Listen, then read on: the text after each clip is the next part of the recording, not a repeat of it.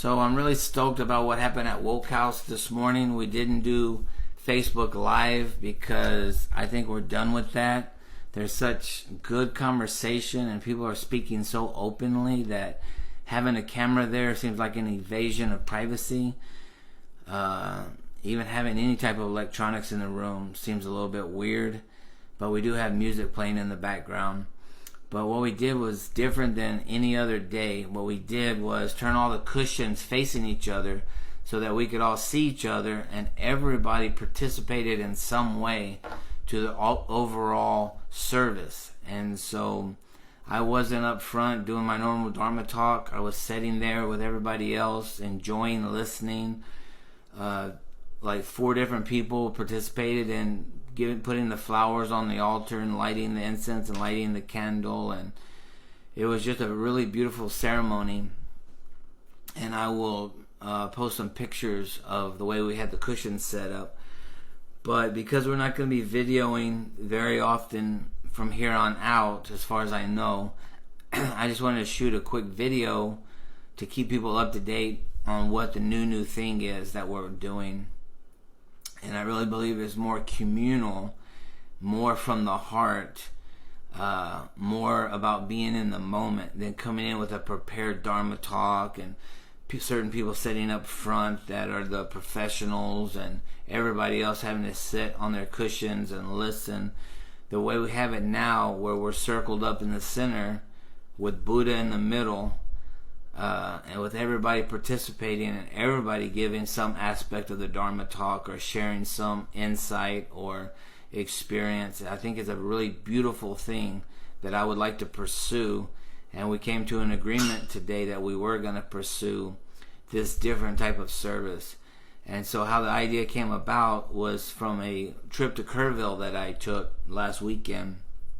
And so I wanted to read what I wrote about it. This is what I read at Woke House this morning. It's called Open Buddhism. My life is a web of coincidences, chance encounters, and synchronicities. Synchronicities, and it really is. My wife and I took our youngest daughter to a basketball clinic in Kerrville this weekend. We were killing time by visiting an antique shop while we waited for the clinic to be over. I noticed a stack of children's books almost hidden in a little cubby hole in one of the cabinets. I started looking through them for another Captain Underpants book for my grandson. I found one, but it was in poor shape. But among all those children's books was one adult book. It was about the early church after the death of Jesus. As I needed something to read, and this one was only $2, so I couldn't go wrong. To my amazement, I would soon learn from this book that the early church was nothing like the church we see today. There was no charismatic preacher pacing up and down on the platform in front of a passive mass of spectators. That wouldn't develop until years and years later. No, these early Christians were in hiding. They were being persecuted and had to meet in secret in each other's homes, out in the wilderness, and in tunnels underground. And when they met, everyone participated. When they came together, each one brought a hymn of praise, a word of teaching, a revelation from the Lord, a story of gratitude for wonders that God had recently done in their lives. It was a vibrant, interactive experience that took effort on everybody's part. It was a natural outflowing of emotion for their love for God. It was a wild and dangerous experience. The price of getting caught at one of these underground services might cost them their very lives. The book goes into great detail regarding how far astray the local church has gotten away from this model, and they quickly return to the Old Testament priesthood, where a man of God tells you what he thinks God wants you to know.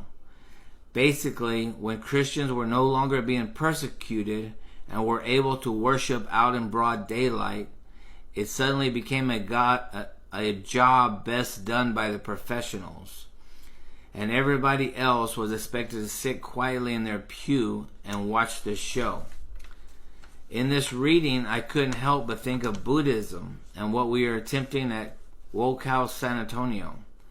There is no doubt that Buddhism began as a monastic movement, monks and nuns, but from the very beginning, for every one monk or nun, there were hundreds of lay followers of the Buddha. Many a king, craftsman, and peasant became zealous for Buddha's teachings, without feeling the need to shave their heads or take up the robe.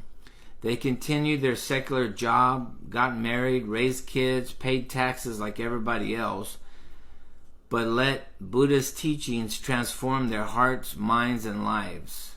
These lay followers would help share Buddha's message of hope and nonviolence to all the far-flung corners of the world.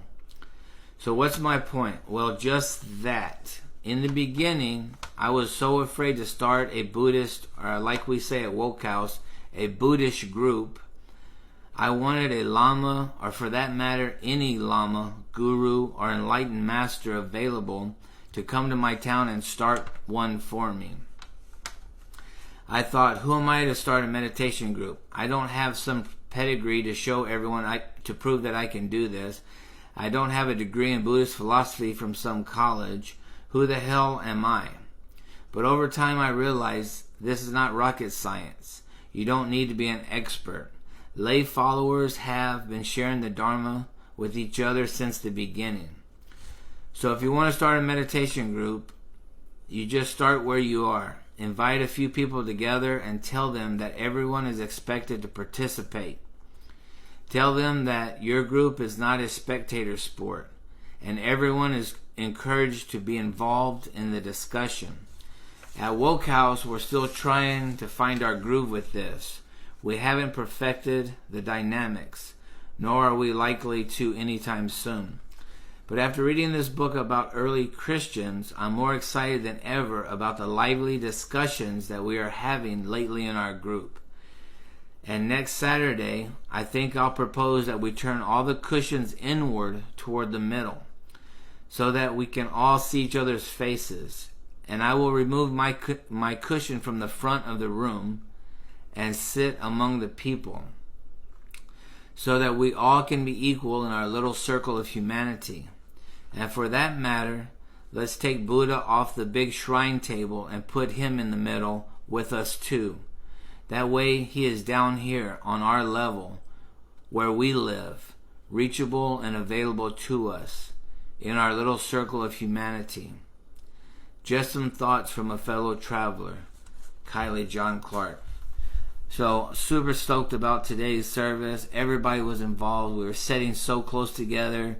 Buddha was in the center. I'll post some pictures. Like I say, I just wanted to shoot this out there because just like in the early church, they came together. The time for gurus and lamas and enlightened masters and all this corruption, priests and anointed ones. All this that time is over with. You know, we've seen in the past how corrupt people can be. We find the people that we once thought were enlightened masters, they were sleeping with all their students and they were stealing money from everybody. They were living double lives. And I'm not saying there aren't enlightened people. I'm not saying that there aren't true people that we can learn from. But everybody has the Buddha nature. Everybody in our hearts are our state of existence that goes past our ego and our name and our births and our pedigree. Our true nature is enlightenment. Our true nature is the Buddha nature. There's no one more Buddha than you. I don't care if it's a lama or a teacher or a saint that's been living in a cave for the last 100 years. He has no more Buddha than you do. He might have cleared away some of the obstructions and ignorance, and he might have eliminated desire and lust and attachment and all these things from his life or her life. But in the end, nobody can bring you to enlightenment. All that you do is realize that you are already enlightened. So if you want to follow somebody as a savior or a saint and kiss people's feet and bow down and give them money and follow them around the world and live in their ashram and consider that they're your God, your ultimate teacher, that's up to you. Maybe you'll learn something from it. But I think history has shown us that following somebody and they're your daddy or your mama, that you're trying to seek their praise, you're trying to seek their acceptance, that somehow they're going to convey their enlightenment onto you, it doesn't work. It's never worked. And all this lineage of Buddhist teachings that go back all these different empowerments or people passing the torch one to another in this line of succession all the way back to the Buddha. Yeah, historically that's a beautiful thing, but the teacher didn't pass on his enlightenment or her enlightenment to the student. The student woke up to their own enlightenment, and that's how it's passed down. The torch is already burning very well within. The teacher gives you nothing. You can't confer any of that enlightenment onto somebody else. We all find, once again, I'm belaboring this point. What do I know? Worship these saints, these gurus, follow them around the world, kiss their feet, whatever. That's bhakti yoga, I guess. Maybe you're learning something by eliminating your ego by worshiping somebody else or serving somebody else. And in some ways, there's some truth to that. But ultimately, what you're trying to find out is there's no teacher, there's no guru, there's no saint, there's nobody to worship. You are him, you are her, they are you, they are another you. Ultimately, we're one. So you're worshiping yourself. You're kissing your own feet. You're following yourself. It's your own enlightened nature. So anyway, I just want to shoot out this video because there's going to be a huge gap in videos coming out. Hopefully. I think we're done, like I said, shooting videos live at Woke House. If you want to know more about Woke House, go to wokehouse-house.org. And if you want to see what's really going on, come to one of the services. Come see. Alright, I love you. It was a really beautiful experience this morning. I think that life is beautiful. We're fixing to see a renaissance in our thinking, a renaissance in our government, a renaissance in our art, our literature, a renaissance in our spirituality, where Christians worship from the heart without having to seek man's approval like the early Christians. Buddhists are worshiping from the heart, not out of tradition, and not because they have a lama, guru, saint, teacher telling them what to do.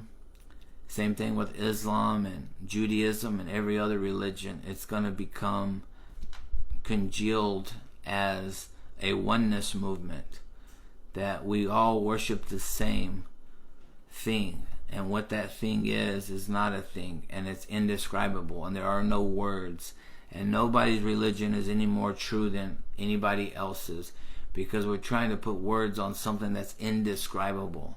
It's literally ineffable. I can't even say that word. See, words fail us. But when it comes to enlightenment or the Buddha nature, our ultimate reality, they said even Buddha's tongue was too weak to actually describe what it is. And yet we try, right, to use words, doing the best we can, stumbling in the dark. And we're all attempting to show our tiny insights into the vastness that is this cosmic giggle. And in the end, it comes down to compassion and loving kindness and generosity and trying to walk each other home in the cold, dark night. I've already said too much. I don't even know what the hell I'm talking about. But I love you. And come to Woke House and check it out. Peace.